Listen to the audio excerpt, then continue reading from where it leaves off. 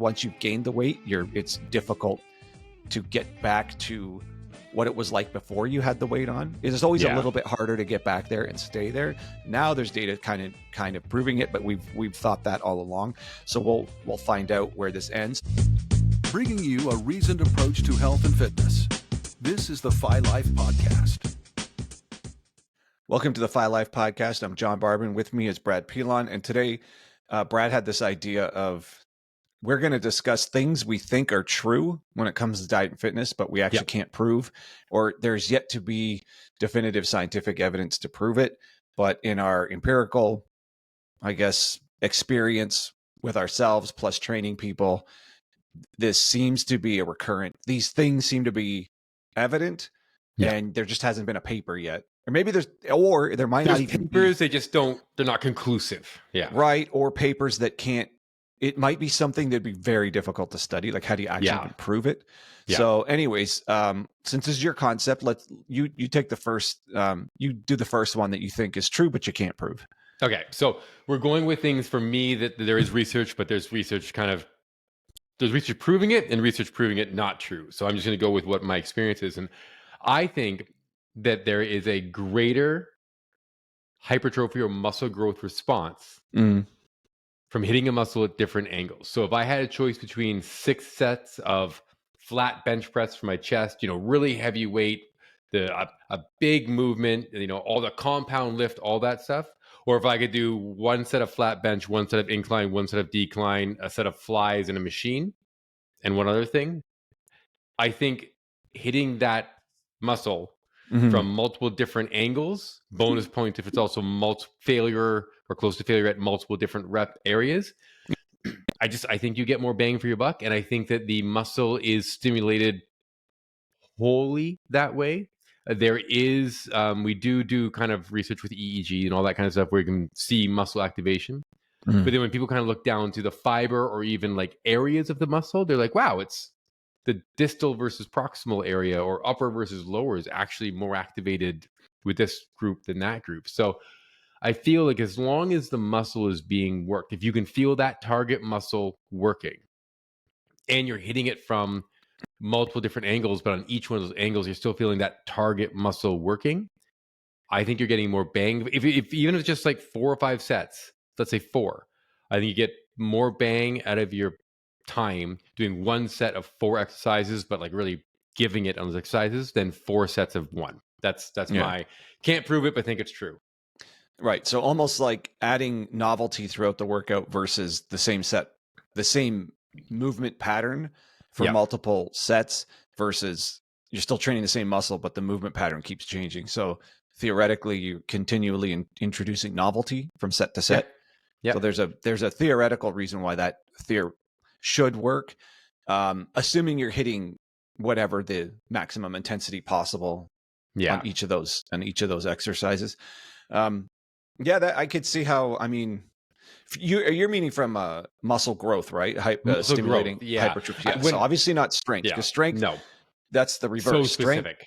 Strength is so specific. If you want to get strong at a particular lift, you do a lot of that one lift, and then deviating from that, you're just taking away from the training of that lift. But that makes sense for hypertrophy. To me, strength is a skill, so you practice it. But growth is something different. It's a response. So I feel like it needs to be hit. And there are people, just so people listening in know, that the counter argument is like, no, you just take the biggest, heaviest, most compound lift and hammer that, and you'll get the same results. And I've been in that camp. I don't know, man. I even wonder if with something like, I'm just going to stick with bench because I can explain it in front of us, even like a different grip matters. Yeah. Right. So, and the reason this is hard to prove is because the same reason all muscle growth research is kind of iffy. Muscle grows so slowly. Right? Takes forever. And then so you're comparing one thing that's already known to cause muscle growth with something I'm saying might cause it to grow a little bit better. And just showing muscle growth is already hard. Showing a little bit better is almost impossible. All right. So on that note, sticking with hypertrophy and muscle growth, I don't know how to prove this, but I believe that if you start weight training in your teens, you get more muscle growth in that, specifically that naive phase, than if you, while you're in your also developmental phase, like your adolescent developmental phase, Yeah. versus if you started weight training later in life and you're already finished your adolescent growth to 100% adulthood. agree. Yeah. I can't prove it, but Nope. all the anecdotal evidence I can see is anyone who started in their teens seems to have a better layer of base muscle than people who start later in life. Even people who train throughout their teens and don't train anymore in their 50s, you kind of, they still have something. I mean, there's something to be said for that period of time where your anabolic hormones are at their peak, not like a little peak throughout the day, but just you're washed in them. A period of time where your muscles, even without you weight training, are already growing from this, just from the anabolic hormones, but also the stress of being stretched by the bone growth. And then you add in more stimulus. So I totally agree. It's a hard one to prove, but it just seems to stick better. It seems to, I like to think of it as a way that it sort of sets their frame, their muscle frame. So obviously not their bone frame, but someone who, blasted upper body all through their teen years and never touched legs, like those legs are never catching up. And vice versa. Not comparatively to the upper body. Not comparatively, yeah. Yeah, there's no way to ever do this, like to prove this. Because even if you tried to normalize total volume sets and reps over time, and say between the ages of, 15 when somebody starts, and then somebody else starts at the age of 25, but you normalize the total work they do all the way up to they're 35 years old, then you measure. Yeah. Like that doesn't even make any sense. No. Like you couldn't ever really do a real experiment here unless you just trained half your body and left the other half. But even then you get a stimulus like, but they've used that stimulus in research studies, like training one side of your body but not the other, to show the carryover, right? Yeah, so that wouldn't work either. So there's literally first of all, no one would ever even attempt to design a study that even would try to answer this question, like for real. And there's no way to ever prove it. It just in our experience from seeing people, maybe this makes sense to anyone who's watching, that people who started lifting weights for serious in high school, somewhere in their mid to late teens, just seem like they have a base level of muscle that just they wouldn't have had compared to the people who didn't lift weights till later in life. Yeah, a great example of that, just women who played soccer through high school. That just have, you just have like strong looking legs even into your 40s, 50s, soccer legs beyond. Yeah, like they just look strong. Now the other way around that is the people who tended towards soccer already had the musculature to be good at it. So we could go down this road forever as to if it was the chicken or the egg. In this case, it's just the people who actively went out of their way to lift weights for the sake of building muscle. Seems like you get a boost, something extra if you start in your teens versus any other point in life, no matter how hard and how long you trained thereafter. Yeah. All right. Well, what do you got next? Okay, my next one this is a weird one. Dude, I still hold out for spot-specific fat reduction. Because we've already shown it with apoptosis, right? We've shown it with cool sculpting. We've shown it with ultraviolet light. We've shown it with heat, that you can spot reduce small areas in a intervention that's not like a drastically invasive, but it is an intervention. And we know that both your muscles and your body fat are endocrine organs. We know there's crosstalk between them. So a working muscle releases myokines, which are like inflammatory molecules, but they come from your muscles, like cytokines, but from myokine. And they tend to act within that muscle and in the general area around that muscle, which might include either visceral or subcutaneous fat, depending. We also know that the muscles generate a significant amount of heat in training. And we know that level of heat can actually cause beiging of subcutaneous fat. So I don't know about visceral, but subcutaneous, it can turn white adipose into beige adipose, which is like the sole purpose of just burning away body fat. And we have these myokines that can cause apoptosis, or literal like destruction of fat cells. So I think it's something we threw away by very well conducted research showing a very simple paradigm of dieting and just some crunches didn't show a significant change in fat mass. But I don't know if that was an all-encompassing definitive answer, because again, we're talking about very small, minute changes. And I don't know if dieting plus crunches versus dieting is going to show you a difference in 8 weeks, 10, but maybe 7, 8 months. It might. Yeah. So it's just Also, one where I don't think we've really put the nail in that coffin. again, this is another one where it'd be so hard to design a study and have anybody comply to it for any length of time to do this. You'd need to standardize people for body fat percentages in the area you're looking at, because this would be kind of pretty, it'd be pretty fine result, like pretty acute result. Yeah. So if you had 60 or 70 pounds to lose and we were trying to test if doing crunches actually burns a bit more fat around the abdominal area, it's just too much fat to get rid of. Yes. But if you've got people that are relatively near contest, yeah, they're on their way to like contest shape where abs are blurry, then they become visible, then they become really sharp. Perhaps in that category of people, you could set up a study and see if direct ab work caused more burning of the fat in that area.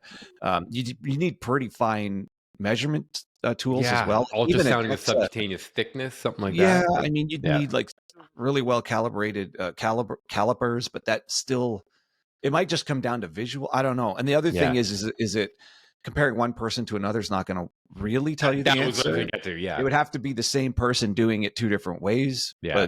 And we don't even know the ideal training protocol. Like maybe it's one set of crunches every 2 hours, right? To generate the heat, the myokine, or maybe it's 15 sets of crunches once every 3 or 4 days, and it takes that like overload threshold to do it. I just think there's so many ways to design just the training protocol in that one. Oh yeah. That you spend all your time figuring the optimal one of that before you could even figure out like, okay, which one releases the most amount of myokines, which one generates the most amount of heat, etc. Which one actually works? There also may be a stretch thing, like on the fat. Like thank you. That was a mechanical stress of the fat tissue itself. Yeah. So there's a first of all, you'd have to optimize a certain part of the training for those things. Like, is there a way to train for more myokine release in one area? Is there a way do you train in the heat plus generate even more heat from the contractile portion of the exercise? Do more eccentrics contribute to even more heat? There's a higher amount of heat than eccentrics. It would be next to impossible to standardize this. And the other thing is most ab training, right? The way people typically do crunches is sort of the upper part of that ab sheath, but you're going to be looking at the lower part, right? So it depends on how truly spotted or specific it is, right? So and person to person, based on the ab construction, there's more or less of that tendinous sheath. There's more or less of the actual muscle belly. So you could never standardize this. So this isn't anything, maybe somewhere along the line. I don't know if you could do it with rats or something. I don't know how you'd ever. And who would like fund an this? AI thing 5 years. Yeah, and again, 5 months. This is a little bit of difference in fat burning. This is kind of at the end, based on what you could see. So it's not going to contribute to overall weight loss or anything, but is spot reduction. Well, we know spot reduction happens for other reasons, like you said, heat therapy, cold therapy, even on growth hormone injections, it burns fat at the injection site, and that's kind of pretty well documented, right? Yeah, so it's pretty well documented that'll happen at the injection site. So obviously, that is proof that local factors, paracrine, endocrine, like hormones that stay locally, and cytokines and things like the second messenger molecules that stay local, clearly can do something to the fat tissue locally. We do have some data showing the mechanical movement, the mechanical manipulation, the stretching of the fat, the moving of the fat tissue itself somehow stimulates some amount of fat release too. So there's multiple things going on there. But to your point, it would be so complicated if you thought your way through, well, how would I train for that? You quickly run into impossibilities to ever set this up as a study to prove it. Yeah. So it's just something we think, but they're never going to prove. Can't prove it, but the answer, train all your muscles as often as you can. And if this is such a thing, perhaps you'll catch some of that benefit from just training all the time and in all different angles, all different muscles. Exactly. All right. So another one, we've talked about this before. We believe that if you've ever used anabolic steroids for any length of time, you've laid down or you've differentiated a bit more muscle that is with you for good. 100%. It's hard. It's really hard to prove. And you can show pictures of bodybuilders. Like if you look at a picture of Arnold or any of these guys now, they don't look like much of anything anymore, but it's hard to know what they would have looked like, without the use. But it seems as though, again, just in our experience anecdotally, that people who did use for some length of time seem to have more base muscle than if they didn't. Yep. And this is whether it's androgen receptors have been upregulated or there's something that's, if not permanent, a long-term change in the body's reactivity to training. Right? something. Yes, Yeah. something. And no, we're not talking a lot. Maybe that person has 3 or 4. I mean, I think it happened to me. I think I have a couple extra pounds of muscle on me, or a couple extra pounds of muscle potential. Right. Yeah. When I'm so when you when train, you get up to a size when quicker I'm than really you would. well trained, I think I'd probably get to a bit bigger size than if I'd never used in college. I mean, and it's not like I was on for like 15 years the way these guys were at the Olympia size. I could only use what I could afford, so it wasn't much, but it was still more than not. Yeah. And I got much bigger than I would have otherwise for a few years there. So it just seems as though I have a bit extra muscle on me, but we have that research showing that fat cells have a memory, right, of their previous size. So I don't understand why we wouldn't hypothesize that muscle cells would have a memory too.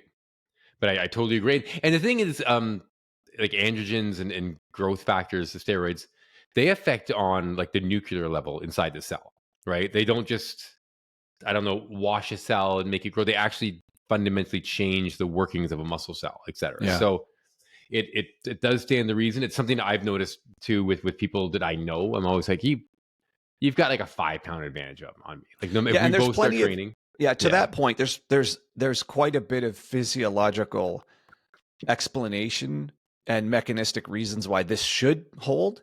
It's just that studies, how do you really do that study either? You'd have to get a bunch of ex-users who haven't trained in like 10 years and a bunch of normal guys who used to train but haven't trained in like 10 years and be like, hey, you're all going back on a training program. And normalize them for somatotype training program, history of training, when they started training based on when they started training based on our other assumption is that if you started in teens. So like this would be next to impossible to it would be way too difficult of a study set up, and who's going to want to do that anyways? But anecdotally, if you're in this industry for long enough, you can kind of, it just seems as though that's what's going on. Yeah. I got a bonus one I just thought of. That's a massive pet peeve for both of us that we need to address on this one. Can't prove it, but in research studies, specifically on muscle building, when you have randomly assigned 2 groups of, let's say, men, and let's say there's, I don't know, 10 guys in each group, and they're standardized for lean mass. So they both have 140 pounds of lean mass. So you and I are looking through the study, like, oh, this is really good. They standardized everything. And then one group just performs significantly better than the other in terms of gaining mass. Maybe it was a supplement study or a workout study. And we're like, oh, that's cool. Then we go back and look at the subjects, and one group on average is like 2.5 inches taller than the other one. And we're just like, if you're 2.5 inches taller, but you have the same lean mass, you have less lean mass than that person, because you and I work on a standardization of about 7 pounds of lean mass per inch of height. Per inch of height, yeah. So they just, I feel like they have more growth potential because they're taller, right? A taller person by nature not only is going to have more lean mass, but will gain more lean mass because it's just, there's more length, right? An arm that's 4 inches longer than mine, that muscle can fit more total muscle mass cells. The bicep belly is just that much bigger than mine. Yeah. Right? So it's just a pet peeve. I can't really prove it. I don't know how you would. You probably could. No one's going to. But it's something you'd have to standardize for height.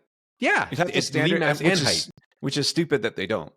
Yeah, that's my thing. So because theoretically, the maximum muscle potential is the size of the skeleton and how much muscle fits on it, to the point where if you did like a myostatin knockout on a person and they just kept growing, like unchecked growth, the limit is when the limbs can't move anymore because the muscle belly is so large. It's actually, its cross-sectional size is getting bigger than how long it is. Like, doesn't make any sense. It would stop moving. Kind of like how you see bodybuilders slowly, they get wider and wider where they can't move. And then the arms kind of straighten out. Like they can't, theoretically, you'd be like a star, like the lats would hold the arms up. Like the Vitruvian man, the maximum muscle, your body would just be like your arms and legs sticking out because the muscles were so huge that your arms couldn't get any closer.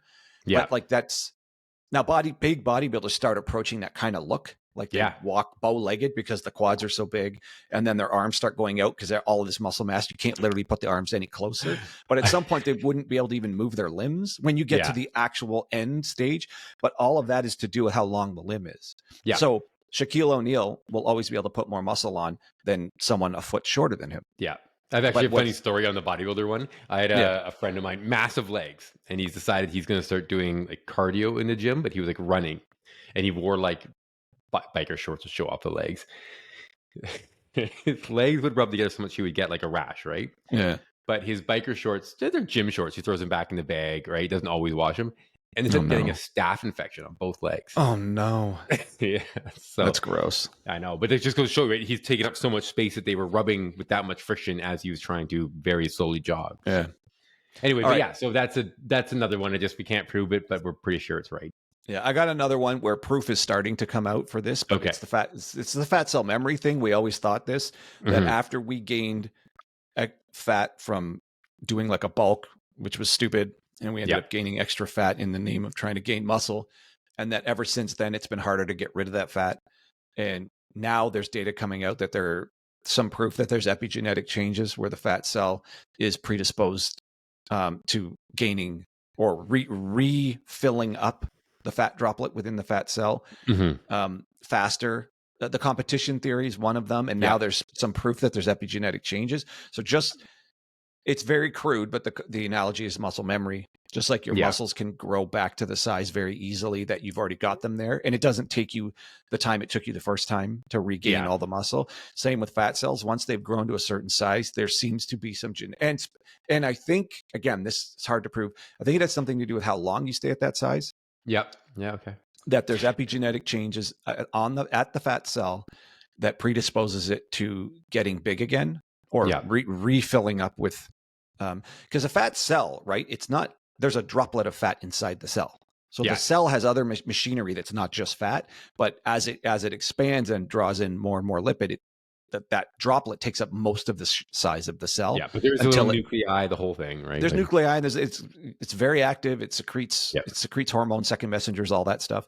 So we maintain that has always changed. That there's a fundamental change there. Once you've gained the weight, it's difficult to get back to what it was like before you had the weight on. It is always a little bit harder to get back there and stay there. Now there's data kind of proving it, but we've thought that all along. So we'll find out where this ends. My other assumption that on this exact topic that we can't prove, but we might find evidence for in the future, is if you can stay lean enough, it stands to reason the epigenetic change you can push it back the other direction. Just so how long that takes. If you're overweight for 5, 6, whatever, 10 years, 10. Then you manage to take the weight off, and if you can somehow keep it off for a number of years, it stands to reason that if there was epigenetic changes, meaning the expression of genes, so your DNA doesn't change, but the expression of genes change. Why not? Why wouldn't it stand to reason then that if you were lean for a number of years, the epigenetic changes could start be pushing in the other direction? Yeah, it takes about 10 years those fat cells to turn over completely. They're very slow turnover. Yeah, but then to your point, after 10 years, they've kind of turned over and they've all turned over as a lean person. And this is why it seems as though this whole set point thing, like you're just there, because it's much more likely that someone gains weight and keeps it on for 10 years than someone loses weight and keeps it off for 10 years. Very true. Now, if it took 10 years for the epigenetic changes to happen and it takes 10 for them to go away, how the hell do you keep it off for 10 years? I maintain this is a reason for people who use Ozempic or those type of GLP-1s. Do it for 10 years. Stay on for 5 or 6 years at least. Yeah. This whole idea, well, when you go off, it all comes back. Well, says who? After how much time? We haven't even tested them for that long to see that. So based on this concept, if staying overweight, let's just arbitrarily call it 10 years, given at least the one reason there's the turnover of fat cells is quite long. So let's call it roughly a 10-year span. Well, then being lean for 10 years, and since people can't willpower the way to that, let's say you Ozempic your way to being lean for 10 years, it stands to reason that's a full turn of all the fat cells. And why wouldn't the epigenetic changes go back the other way, such that when you came off Ozempic 10 years ago, 10 years later, but you've been on it for 10 years and you've been lean for 10 years, why would we think those epigenetic changes from 10 years ago are still holding? Yeah. But think about this. This is what, a 20-year study? You'd have to get people who have been obese or overweight to a degree that they don't like for a decade. Then they'd need to lean down and stay lean for a decade, which almost nobody can do on straight willpower. Hence, the GLP-1s would be the way to do this study. Then you take them off after 10 years of being lean and see if the other thing is you can measure the epigenetic changes. You can measure expression of genes. Yeah, that's probably the quicker way to do it. So it'd be Well, maybe only a 10-year study, 10, 12, still a massive study. But. Well, you measure throughout and see if those changes are happening. I mean, if we can prove Yeah. the changes happen on the way up as you gain weight, Yeah. just do the same study on the same markers to see if it changes on the way down. Yeah, I'm with you So, on that I mean, one. that's another way to prove it. So, I mean, we can't prove it now. It seems kind of like a really long-term study to try to prove it, but that may be, I can see that coming in the data, like 10, 15 years from now. Yeah. It's, it turns out this is how many years people need to stay on one of those drugs to then come off and have the changes stick. Now that's again, that's only at the fat cell that we've shown there's epigenetic changes. There may not be a change or strong enough change centrally at the appetite centers of the brain. So we don't know. But if there is a potential change at the fat cell, it might take that long to prove it. So, but that'd be so cool. I can't prove it, but I think that's what we'll find out if you stay lean enough. We think it's true, but can't prove, right? Can't prove it, but I think that's what we'll find out in the future is going to be happening. Oh, we should do an episode like this every once in a while. As new ideas come in, we're like, oh, I really think this, but I can't prove it, or what do you some think's research. Coming? Yeah. All right. What else you got? I think that's the only other one I had was I think stretch can be hypertrophic, can cause muscle growth. I just don't know the entire ins and outs of what degree of strain, at what length, for what amount of time. But it just seems like another stimulus that should cause a response that would be growth. But there's so many variables in terms of like, well, okay, in what range are you stretching it? At what, if on a scale of 1 to 10, in terms of the pain of the stretch, how high do you have to go? How long do you have to hold it for? Do you protein after, protein not after? Do you treat it could you treat it like a workout and do like 3 sets of 10 for quad stretches and then quad stretches from a different angle and like almost like a full day of stretching and then 50 grams of protein, and you do that twice a week for 8 weeks? Like, I don't know exactly. I just think that the odd trial that's basically been like, oh yeah, we had some people stretch their leg for 2 minutes and didn't cause any growth. I'm like, that'd be like, yeah, I got some people doing 2 sets of 2 reps on bench press and didn't cause any growth, right? Like there's a large range of what you could do in a gym for stretching. So I think there is possible ways to make sort of stretching anabolic. I just don't know them. Yeah, there's a volume thing there too. Yeah, just the amount of time and overtime spent in that stretch position. I'm thinking of someone I know who was a diver and they just had massive calves. And I'm wondering how much time spent like on the toes on the diving board, like over and over for years and years and years. Is it just the stretch there? They're not technically doing calf raises; they're just kind of jumping.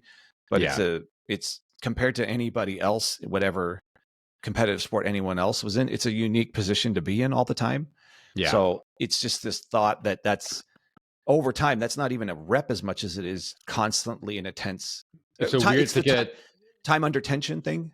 Yeah, an isometric hold, but in a lengthened position, kind of sort of depending on if it's a passive stretch or not. I mean, there's also different types of stretching, so it gets really confusing that way. But we know that stretching stimulates muscle growth in your developmental phase. Yes, as the bone is lengthening, pull on the muscle. It's pulling on the muscle. The muscle grows in response to that.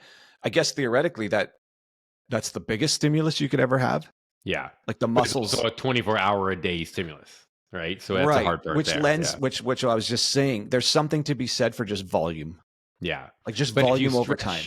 And if you're listening, you're like, I'm just going to go stretch my legs for an hour. The one thing I will tell you, if you do that, you can have issues with, I don't know how to say this without sounding kind of pseudoscientific, but like muscle activation. Like tendons and ligaments almost from being in a stretched state for an extended period of time can kind of turn off. And so then in a sporting situation, if you did like a 15-minute groin stretch before skating or something like that, it could actually have an increased risk of over injury. time it relaxes after being stretched for enough time. Right. Yeah. That's the sustained stretch factor. Yeah. Yes. When you do a sustained stretch, then you back off, then you stretch again, you back off. That pattern, it loosens and loosens. So I guess to your point, that's not necessarily great for having it primed for activity afterwards. It's more primed for relaxation at that point. So it's like before bed kind of thing. But yeah, so that was my final one. Yeah. So those are the ones that were obvious to me. I'm sure there's others I'm totally not thinking Yeah, about. we'll do another one of these in like a couple months. Yeah. But if you're listening and one really popped in your head, you really can think of one, put it in the comments, and we'll cover it on another show to see if it's a thing. I think next thing we should do is look up any research on any of this. Oh, I think were true, but turned out to be true. Yeah. Or not true. Yeah. I mean, we kind of already tried that, and that's why these all landed in this category, because so far we haven't. The only one that seems to, or that's impossible to study, as we've discussed. The only one I think moving forward that could be proven is the epigenetic change in fat cells going back the other direction. In Ozempic. But it'll take, that we finally have a vessel where we can have enough people stay lean long enough to see if the change happens. But it's going to take, I mean, we'll have to revisit this, in 10 years to see if it happens. I know, right? So, yeah. Anyways, all right. Well, that was just a fun one to just think of stuff that what we've seems to be true and can't really prove it. Word. All right, it's a good place to leave it. So for Brad Pilon, I'm John Barber, and that's your Phi Life Podcast.